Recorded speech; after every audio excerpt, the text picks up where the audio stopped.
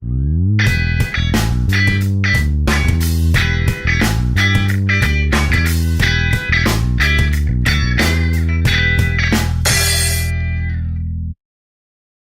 pensamento econômico, eu diria que faz parte, pode ser organizado em 3 paradigmas. Paradigma é um conceito desenvolvido por Kuhn, a estrutura das revoluções científicas.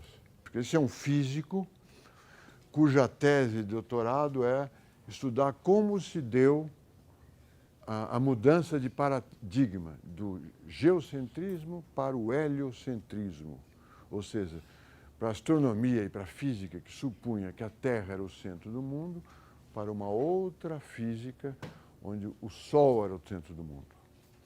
A visão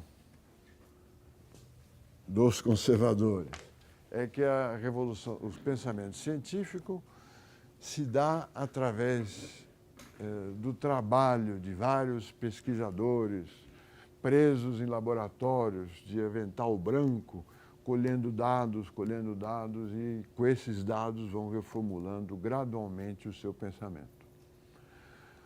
O Kuhn estuda a história da passagem do geocentrismo para o heliocentrismo e tira uma conclusão totalmente diferente.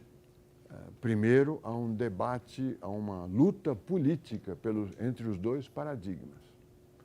Quer dizer, os heliocentristas são ameaçados e ameaçam os geocentristas. Não é uma luta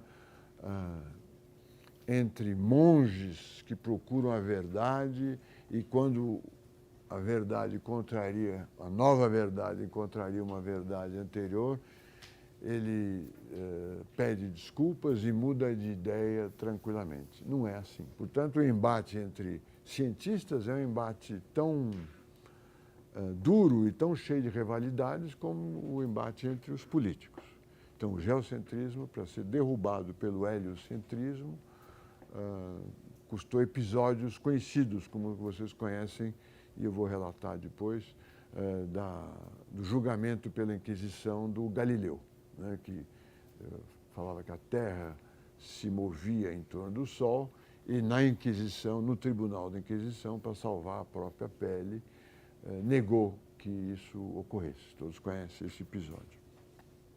A mesma coisa acontece em todas as áreas de ciência, de conflito entre paradigmas. Um paradigma, por exemplo, o paradigma do geocentrismo, uma vez estabelecido na comunidade científica, ele começa a gerar pesquisas que tentam comprovar esse paradigma inicial. Então, a Terra é o centro do mundo. Então, há várias pesquisas que caminham comprovando essa visão inicial. E começam a aparecer exceções. Astros cuja órbita não combina com a ideia, com o paradigma de geocentrismo, movimentos de astros que não estavam previstos, presença de astros que essa hipótese geocentrista não permitia que existisse. Então, esse paradigma vai sendo reformulado para que combine, essas exceções vão sendo trabalhadas para que eles combinem com o paradigma inicial, ou seja, com a hipótese que a Terra é o centro do mundo. Ele só será vencido quando aparecer um outro paradigma que dê conta, que explique essas exceções.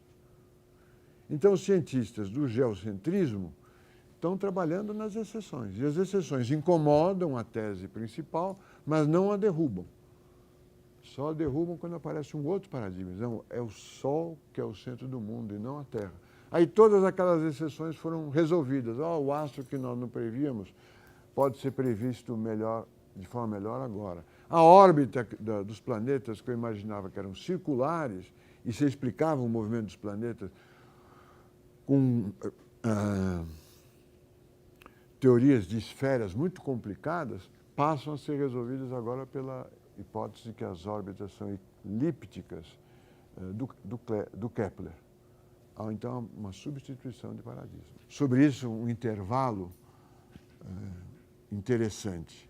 Por acaso eu estudei eu assisti um curso sobre o evento do Galileu e é muito interessante o que aconteceu. A igreja já estava incorporando a ideia de que a Terra não era o centro do mundo.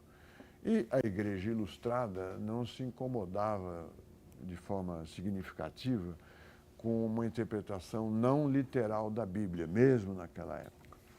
Porque a interpretação... Aliás, na Bíblia não está escrito que a Terra é o centro do mundo, mas se Deus criou o homem e colocou-o aqui, é porque aqui deve ser o centro. O centro é o melhor lugar, que é uma visão humana e não divina, né? Que o centro e o que está no alto são os lugares importantes. O Galileu era amigo do Papa, e muito amigo. E o Papa era também um cientista. E ambos conviviam e trocavam diálogos e conversas sobre ciência, sobre como é que a Terra move em torno do Sol, como é que é a trajetória dos planetas. Eram dois cientistas, o Galileu, não religioso, e o Papa. Só que o Papa propôs uma teoria sobre as marés e expôs ao Galileu, que achou ridícula a teoria. Não é, para nós, eu esqueci o detalhe, que as marés seriam decorrentes da rotação da Terra, e vocês sabem que as marés são decorrentes da atração da Lua e do Sol sobre o mar, né? Ele propôs essa teoria e o Galileu, como todo bom cientista, escreveu um livreto gozando o Papa, sem limites, e gozando da teoria que ele fez, um livretinho. E depois também publicou um livro, ou antes, dizendo que a Terra era o centro do mundo, ou que se movia em volta do Sol. O Papa, como todo cientista, que também é vaidoso, ficou irritadíssimo com o livro do Galileu e o chamou para o Tribunal da Inquisição para ele retirar o que ele tinha dito. Mas o tema da disputa não era o heliocentrismo, era uma vingança contra o livro que gozava o Papa. E o Papa, que era amigo do Galileu, se preocupou em colocar nesse tribunal o seu cunhado. Não sei como é que o Papa tem cunhado, mas ele tinha um cunhado, um primo, que tomou conta para que o Galileu não fosse levado à fogueira. O Galileu foi condenado a ficar preso na própria casa. Então, ele maneirou a vingança. Mas o episódio não é da Igreja Católica se colocando, como nós vemos no teatro e nas versões comuns da história, talvez que sejam as verdadeiras, essa é uma versão alternativa. É que o julgamento do Galileu foi motivado por uma rixa científica e uma falta de respeito ou uma gozação do Galileu com a teoria do Papa, que aproveitou o heliocentrismo para pôr o Galileu no banco dos réus. Bom, depois desse intervalo sobre a história dos paradigmas do Kuhn, esse é um livro que marcou várias gerações e ainda marca, tanto em filosofia quanto em ciência, fácil de ler, dá para comprar pela Amazon, deve existir a tradução em português. Quem gostar de ler, espero que todos vocês gostem, vale a pena ler. Nós convivemos em 3 paradigmas, como eu chamei aqui. Primeiro, Adam Smith. Vamos colocar os clássicos, né? Mill e Ricardo, que são advogados de várias formas do funcionamento correto do mercado, né? O argumento mais forte é o da mão invisível. Cada um entregue a sua própria cobiça ou ambição, procurando o máximo lucro e a máxima utilidade, acaba gerando o maior bem-estar para a sociedade. Um resultado paradoxal, uma justificativa para o funcionamento do mercado que está aparecendo aos olhos do Adam Smith, 1746, nesse período que ele está escrevendo. O Marx é o outro paradigma, dizendo, olha, o sujeito não é o indivíduo autônomo, competitivo, que sabe o que quer e, se deixado livre, obterá o melhor para a sociedade e para si mesmo, como esses aqui proviam. No Marx, a grande revolução é que o sujeito é o capital. Ou seja, vivemos num sistema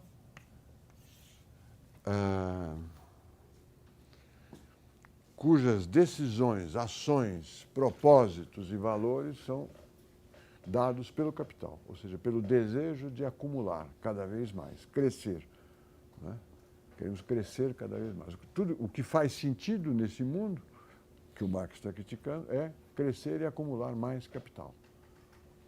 Nós não podemos ver isso, somos, segundo Marx, somos sujeitos pré-históricos, que somos, a nossa vida, a nossa visão, as nossas curvas de diferença são determinadas por esse sistema.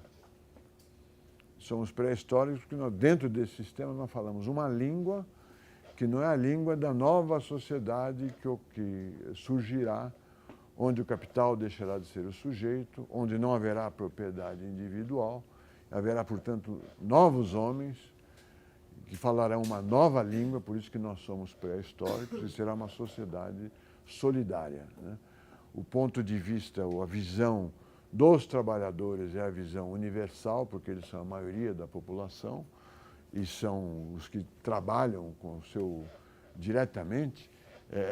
Esse será a origem da nova língua, do novo sistema, da nova sociedade.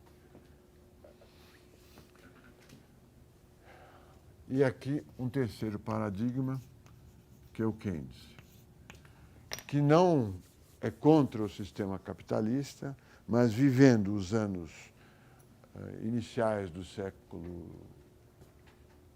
XX, tenta salvar o capitalismo de si mesmo. O capitalismo é um sistema que funciona, cujo funcionamento, cujas características não são dadas pela soma dos nossos comportamentos individuais. Todos nós juntos acabamos produzindo um sistema que é diferente, o resultado é diferente da soma das nossas ações individuais. É parecido com Adam Smith nesse sentido. Também ele fala, cada um procura o máximo lucro, mas como vocês sabem na teoria micro, acabam tendo todos lucros igual a zero e transferindo todos os ganhos de produtividade para o consumidor. Não é? Aqui também existe um sistema, e aqui um sistema muito mais amplo, né? A própria cultura que é fixada pelo capitalismo, e aqui é um sistema que precisa de intervenção, tanto monetária quanto fiscal.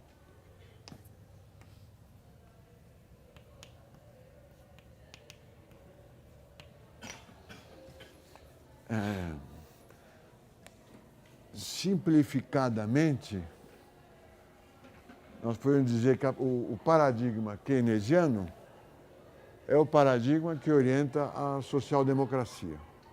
O paradigma marxista é o que orienta as propostas de revolução do proletariado comunista.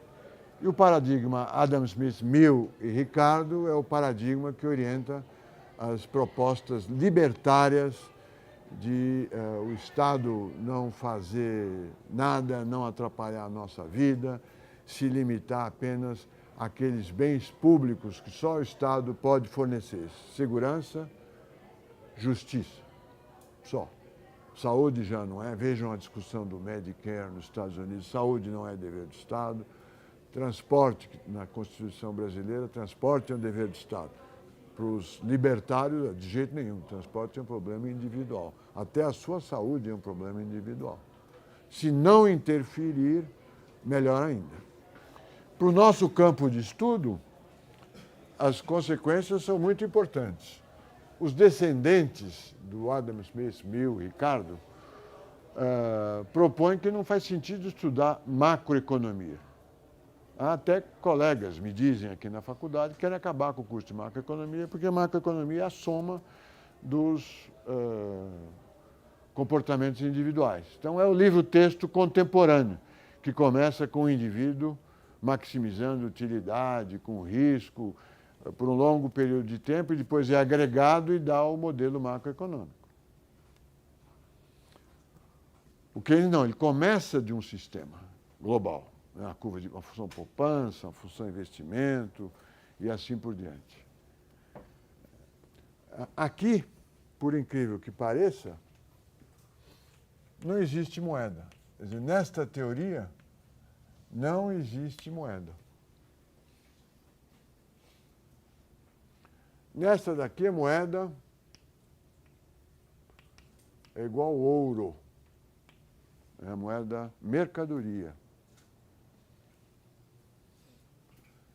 Mas a economia capitalista é uma economia onde tudo é uma mercadoria. Só existe mercadoria se existir moeda. Sem moeda não haverá mercadoria. E aqui no Keynes a moeda é uma moeda fiat, quer dizer, é uma moeda fiduciária. Ou pelo menos ele propõe que ela seja uma moeda fiduciária. O problema da convivência desses três paradigmas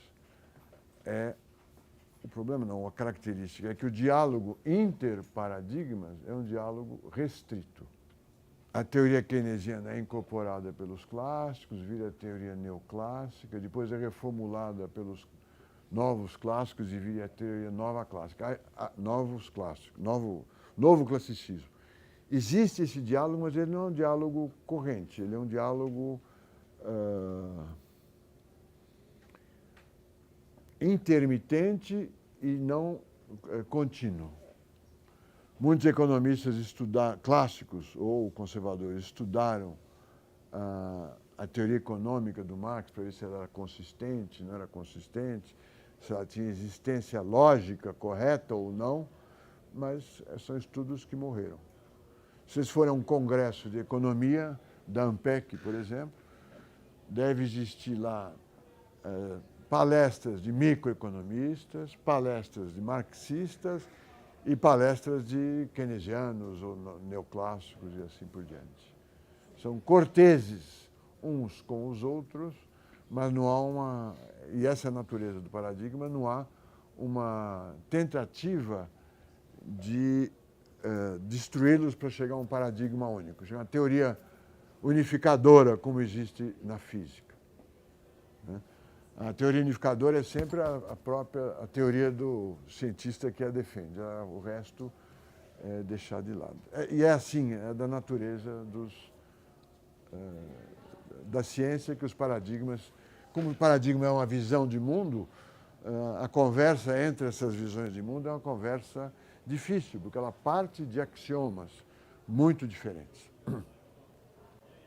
Você não pode fazer a teoria do bem-estar social, desenhando curvas de indiferença e depois dizendo, mas estamos num mundo marxista, essas curvas de indiferença tremem ou são dadas por um terceiro ou não têm significado. Não existe isso. E nós vamos passear na teoria monetária aqui e aqui, pular o Marx, para respeitar a questão dos paradigmas, tá certo? E a minha ignorância. Eu vou falar dos clássicos e dos keynesianos e da disputa entre eles. Então, esse é o chão sobre o qual nós vamos discutir a teoria monetária como se fosse literatura ou artes plásticas ou música, apresentando uma teoria contra a outra. O debate é infindável. Eu diria que ele, se fosse fazer uma descrição geométrica, ele tem um percurso em termos de espiral. Ele passa sempre pelos mesmos temas, mas em altitudes diferentes. Não quer dizer que sejam mais esclarecedoras, mas é num outro nível. Não é? Então, o mesmo debate a essência do debate vai se apresentar entre clássicos e keynesianos, neoclássicos e neo-keynesianos, neoclássicos e monetaristas, perdão, depois novos clássicos e novos keynesianos. Ele é um debate muito interessante, mas também nos assusta um pouco que continuamos há 3 séculos discutindo a mesma coisa. Mas não é uma característica apenas do conhecimento econômico, é uma característica de muitas outras áreas de conhecimento. Nós vivemos num momento especial, sempre nosso momento é especial, mas um momento especial marcado pela crise do sistema bancário americano, financeiro americano, em 2008, e que agora se reflete, desde aquela época, se reflete na crise europeia, né, do euro. Eu expliquei para vocês o que é paradigma, eu expliquei qual é a característica básica desses dois paradigmas, classificando-os ousadamente entre direita e esquerda. Eu sugeri para vocês a leitura do Kuhn, Estrutura das Revoluções Científicas, ou de algo sobre o Kuhn que esclareça o que o Kuhn diz, que é um livro que marca a geração universitária em economia, em ciências e em filosofia desde os anos 70. E eu convido vocês para lerem dois livros que são, de certa forma, a visão jornalística do tema desse curso nosso. O primeiro livro é do Liaquat Ahmed, chama-se Lords of Finance. É um relato jornalístico dos 4 presidentes de Banco Central importantes na crise de 30 e no período posterior à Primeira Guerra Mundial. É um relato jornalístico, como é que era o Montagu, como era o Strong, como era o francês, o Mourouet, e como era o alemão, o Schacht. Por isso que é fácil de ler. Ele não tem teoria muito profunda e conta a vida do Montagu, que ia sempre a Nova York escondido e naquela época ia de navio. É uma época que as comunicações são por telégrafo e é uma época crucial da economia capitalista. Eles são os últimos defensores do padrão ouro e eles são os que destroem ou são levados a destruir o padrão ouro. Há episódios interessantíssimos sobre o Roosevelt, que é apresentado por nós, todos nós economistas, como o salvador da economia americana durante a crise ao adotar políticas keynesianas. Vendo o relato da adoção dessas políticas, é muito divertido porque não tem nada de keynesiano. Ele conversou com o Keynes uma vez e ele se baseia, ele tem como guru um economista agrícola que escreveu teses sobre alfafa, alguns produtos agrícolas específicos. É ele que orienta o Roosevelt, que toma as medidas necessárias para tirar a economia capitalista americana da crise. Quais são? Ele procura uma inflação, porque o drama da época era a deflação, para vocês entenderem como o mundo é diferente, né? O drama de todos os países da Europa Ocidental era a deflação, e ele consegue tirar os Estados Unidos da deflação fazendo duas coisas. Primeiro, saindo do padrão ouro e, segundo, especulando com o ouro para que o preço do ouro suba. Os Estados Unidos era, na época, o maior detentor dos estoques de ouro. Ele começa a operar no mercado de ouro, aumentando o preço do ouro. Numa passagem interessante, ele fala, por que o senhor aumentou o preço do ouro em 21 centavos? Ele que tomava essa decisão na sala do presidente com 2 ou 3 pessoas. Compra ouro mais caro, compra ouro mais caro. Por que o senhor aumentou 21 centavos? Ele falou, porque 21 é 3 vezes 7. E só isso. E ele recuperou a economia capitalista a partir dessas duas políticas. Para azar de todos nós, em 1937, ele é acometido de uma preocupação fiscal, faz um tremendo corte nos gastos fiscais e joga a economia americana de novo na recessão, que só será resolvida em 1939 com a guerra. É a guerra que retirou a economia mundial da recessão. A mesma história, com um pouco de pesquisa, se pode contar sobre o Getúlio. O Getúlio é apresentado no Celso Furtado e depois gera teses e contrateses como o presidente que implementa uma política keynesiana. A economia brasileira sai da crise de 30 antes do que outras economias mundiais. Como? Com déficit público e com a desvalorização do câmbio. Só que lendo o diário do Getúlio Vargas, que é um diário uma espécie de diário de bordo. Ele descreve, ó, fui a tal lugar, conversei com fulano, não tem reflexões. Mas ele foi impresso pela Fundação Getúlio Vargas em 3 volumes. É curioso ver. É curioso ver os dias que ele foi ao cinema, sozinho ou com segurança. Há um documentário que mostra ele entrando num cinema na Praia do Russell, aquele lugar do Rio onde está a Manchete, onde está o Hotel Glória.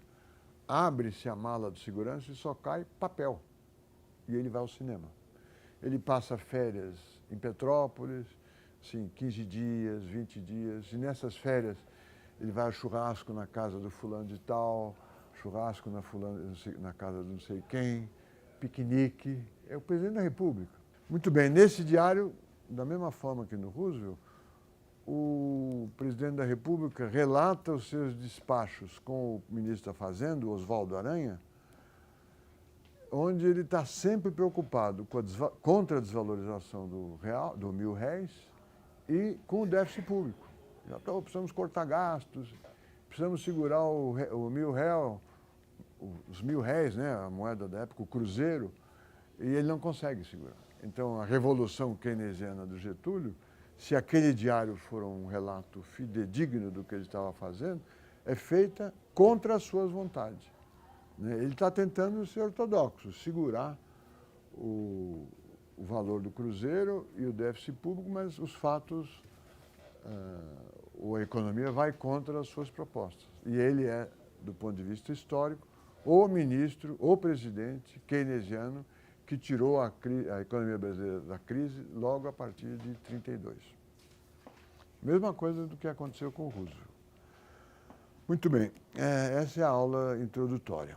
Eu convidei vocês para lerem o Liaquat Ahmed, que é divertido, e tem outro livro, Nicholas Wapshott, que está aqui na lista de leitura, que é a história da disputa acadêmica Keynes versus Hayek. Quer dizer, dentro da Universidade de Cambridge e da London School of Economics, se trava uma luta muito forte, orquestrada pelo Lionel Robbins, que convida o Hayek para vir à London School of Economics para se contrapor ao Keynes.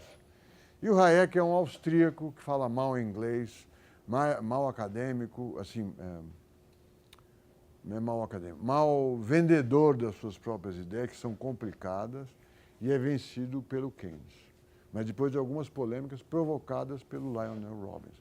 Também é jornalístico, também é divertido, pelo menos para nós economistas, ver tantos economistas que nós estudamos por artigos ou em livros textos, na sua vida real, onde mora o Keynes. Acho que a mulher do Robbins acabou traindo ele com, não sei se era com keynesiano, mas com outro economista, para completar a desgraça. E é uma leitura para nós como se fossem os bastidores dos artigos e das propostas que nós conhecemos de artigos de revistas científicas e de livros textos. Vale a pena ler, são muito divertidos.